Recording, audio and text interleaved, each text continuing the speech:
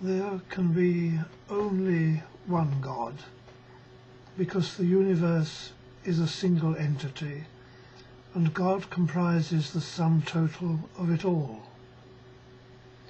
But there are many paths leading to the unity, as many paths as there are men. We all wish to know how we can grow nearer God, how we may witness the oneness.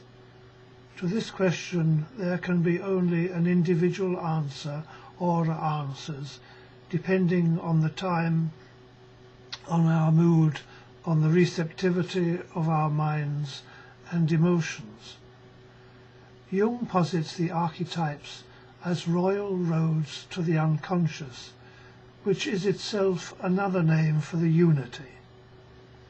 An archetype can be a most useful guide in uncharted territory, and God is always uncharted territory, a place and state found upon no map, contained in no known atlas.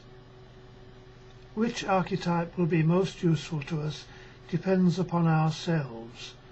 Not that we choose a leading archetype, rather it attaches itself to us and compels us to follow.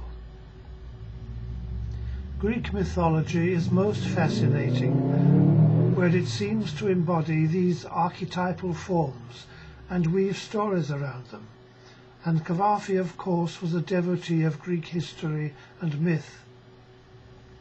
Cavafy's basic approach is a very personal one, personal to him, but of course common to people of a nature similar to his own. His archetype is ephebic, and the beauty of the ephebe is what draws him onward through the labyrinth in his search for the central principle. He does of course mistake the trees for the wood, inasmuch as he is so entranced by the guide that he most often fails to see in what direction they are headed. In this lies the biggest drawback of the archetype, that we may mistake it for the unity to which it leads us. In Cavafy's 69th poem, we are in the thick of the compulsion, and have not yet broken free from the fatal spell. Gazing, an aspect of love-sickness, is what is on view here, and displays all the force and power of the trance which these figures can weave about us. Jung knew that we must break free from this magic, but Cavafy has not yet learned this lesson, and perhaps never did or could. My translation goes far beyond Cavafy's actual words, and uses his poem as a departure point for my own divagations. It might be interesting to read first of all John Mavrogodato's translation of this poem, which is much shorter than my translation. He says, "So much I gazed on beauty gazing, my vision is full of it, full of beauty. Lines of the body, red lips, sensuous limbs.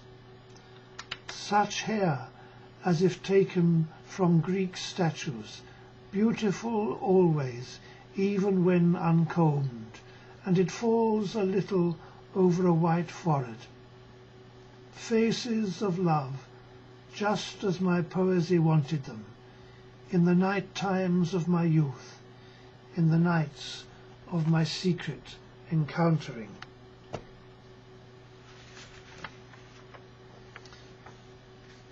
And now here is my translation. All the beauty I ever saw before has turned into an archetypal image, lost in the creeping foliage of my brain among thick lianas and the wide mouths of carnivorous plants. Sometimes, when the moon is full, the creature stands in the moon-drenched glades of my dreaming mind, and calls to me. His eyes are milky opals, his body is half feral, nothing there of classic Parian marble or of smooth helmeted hair arranged in becoming curls across the high, wide forehead. As for the look of love, the face of love, long-lashed poetical glances brimming with creative fire, his is the face of the unknown God lurking in blackness beyond the stars, the face that haunted evenings and dark nights of secret assignations, ecstatic couplings, the face I never found, the one to which the others only lead.